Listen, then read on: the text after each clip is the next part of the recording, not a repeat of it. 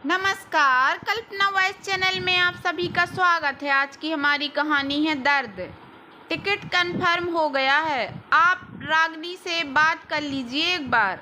Laptop पर काम करते हुए रोहित ने अपनी माँ कमला जी को कहा। फिर कमला जी ने बात अनसुनी करते हुए फ़ोन काट दिया। अगले ही दिन की फ्लाइट थी। रागिनी रसोई में रोटियां सेक रही थी।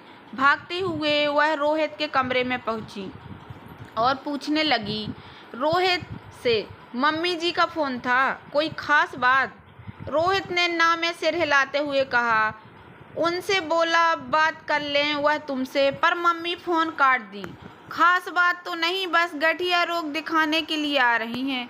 बस इतनी ही बात हुई। फ़ोन के वक्त सामने नहीं थी रागिनी, लेकिन वह समझ चुकी थी माजरा।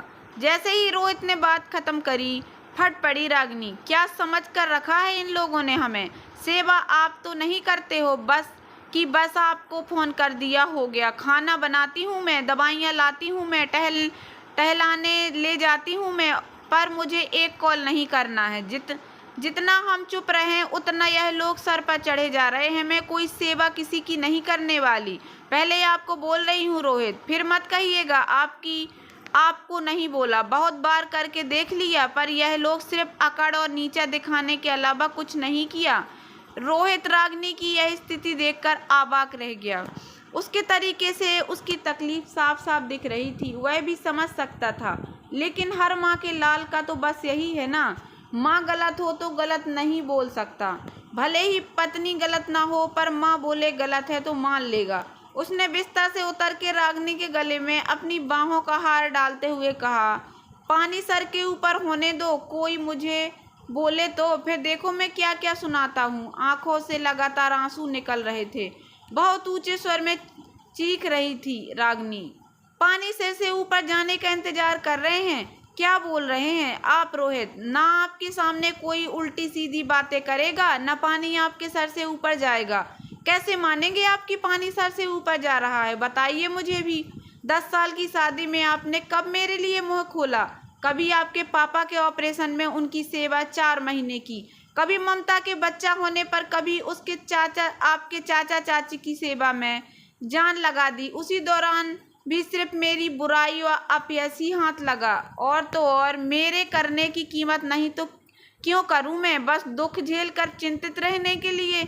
मुझसे अच्छी तो आपकी बहन साक्षी है ना, खटती है ना किसी की सेवा करती, बस फ़ोन पर सलाह देती रहती है और लोग उसकी सुनते रहते हैं, फिर जता भी देते हैं घर वालों के लिए। बेचारी हमेशा सोचती है नहीं, नाम कमाना मुझे बहुत हो गया अब। इस कदर फटते हुए रागिनी को रोहित 10 वर्षों में पहली बार देखकर हतप्रभ रह गया। 1 मिनट के लिए वह बिल्कुल मौन हो गया। फिर रसोई से एक गिलास पानी लाकर बहुत हिम्मत से रागिनी की ओर बढ़ाते हुए कहा, मेरी खातिर चुप हो जाओ, अपना पारा मत बढ़ाओ, समझ सकता हूँ मैं।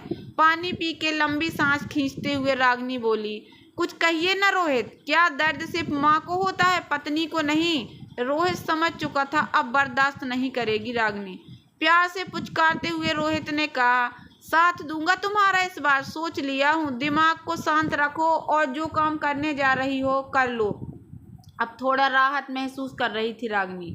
वह घर के सारे काम निपटा के बच्चों को स्कूल भेज के चाय पीकर खुद को ऊर्जावान महसूस कर रही थी। अगली सुबह जल्दी से तैयार होकर रोहित माँ को स्टेशन लाने चला गया।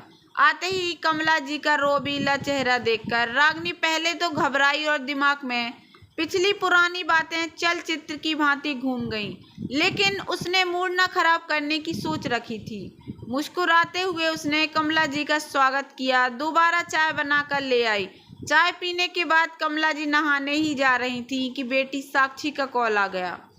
फोन रख के वह रागिनी को देखकर मुस्कुराते हुए कहने लगी, उफ, यह लड़की भी ना दिन रात हमारे बारे में सोचती रहती है। घर से निकलने तक मैं अब तक 4 बार, हर बार कदम कदम पर फ़ोन कर दी। मम्मी सामान का ध्यान रखिएगा, क्या खाया पिया और कहाँ पहुँचे। सच में बेटियां होती ही ऐसी हैं, किस्मत वाली हूँ मैं, एक बेटी ही है और इतना ख्याल रखने वाली। रागिनी ने खा जाने वाली नज़रों से रोहित को देखा। जी कर रहा था कि सारा गुस्सा तभी उड़ेल दे, लेकिन आंखों आंखों में ही रोहित ने रोक दिया। अब कमला जी नहा कर आए तो मुँह बनाते हुए बोलने लग गईं, घर कितना अस्त व्यस्त और रसोई कितनी बिखरी सी रहती है। यहाँ को और बिस्तर तो देखो कैसी सिलवटें पड़ी हैं।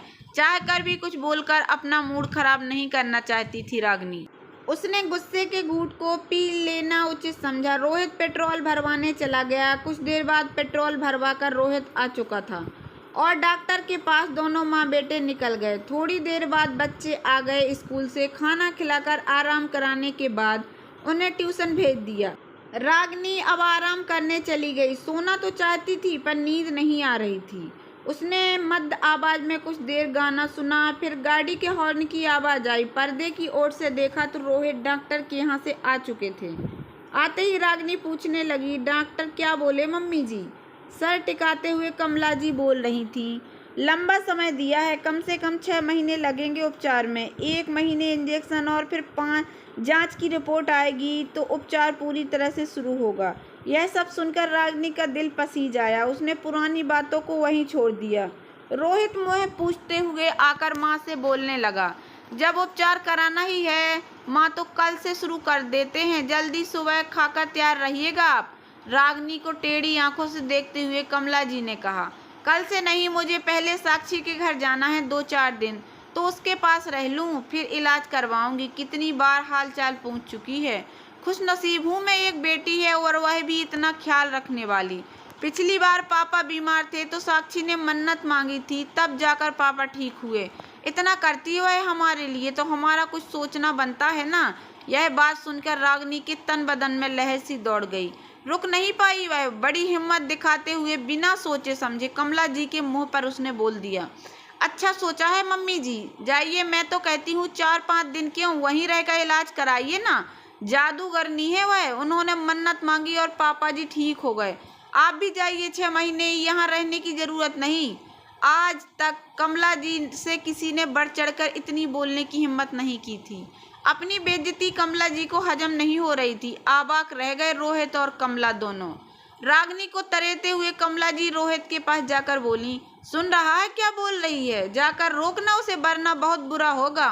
रोहित ने कहा, अब मैं भी उसे नहीं रोक सकता माँ, आप देखिए आपने बिल्कुल हद पार कर दी। मौका आपने दिया है। कमला जी समझ नहीं पा रही थी। तभी रागिनी ने बोला, मुझे रोकने की कोशिश मत कीजिएगा रोहित, मेरा घर और मेरी रसोई बिखरे और गंदे हैं, इसलिए कि मेरे बच्चे अभी 5-6 साल के हैं। मैं उन्हें बांध के नहीं रखती और मैं किसी को सोफे और बिस्तर पर बैठने के लिए गुस्सा नहीं करती। लोग होंगे तो घर सामान उलझे बिखरे तो रहेंगे ही ना। जब मन्नत मांगने से ही तबीयत ठीक हो जाती है तो क्यों मैं अपना जी जलाऊं। मुझसे अच्छी तो आपकी बहन साक्षी है ना, फोन करके ही वह इतने मान सम्मान बटोर लेती है, तो मैं आज 10 वर्षों में सब करके भी नहीं बटोर पाई, फिर क्यों करना मुझे सेवा। कमला जी समझ चुकी थी रागिनी का सब जवाब दे गया था, लेकिन अब उसके आगे उनकी हिम्मत नहीं हुई कुछ बोलने की। तभी साक्षी का फ़ोन आया। कमला जी ने फ़ोन उठाकर कहा, साक्षी इलाज कल से ही शुरू करना है, मुझे नहीं आ पाऊंगी। मम्मी नारियल पानी और फल जूस सब समय पर लेते रहिएगा। तभी कमला जी रूखे स्वर में कहा, तुम वहीं से ज्ञान मत दो मुझे, कैसे और क्या करना है। जो सेवा करेगा उसे पता है क्या कैसे करना है। तुम बस अपने घर की साज सज्जा पर ध्यान दो और अभी रखो फ़ोन, बहुत काम है। तब तक साक्षी ने फ़ोन काट दिया। माँ के इतना कटु तंज भरे शब्द सुनते हुए रागिनी को कोई पछतावा नहीं हो रहा था। बहुत हल्का महसूस कर रही थी आज।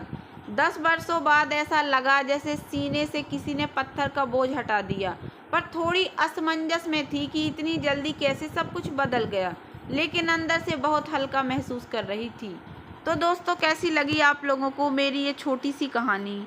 अगर कहानी पसंद आई हो तो प्लीज़ मेरे वीडियो को लाइक कर देना। चैनल पर नए आए हों तो प्लीज़ सब्सक्राइब कर लेना और ज़्यादा से ज़्यादा शेयर करना। धन्यवाद दोस्तों।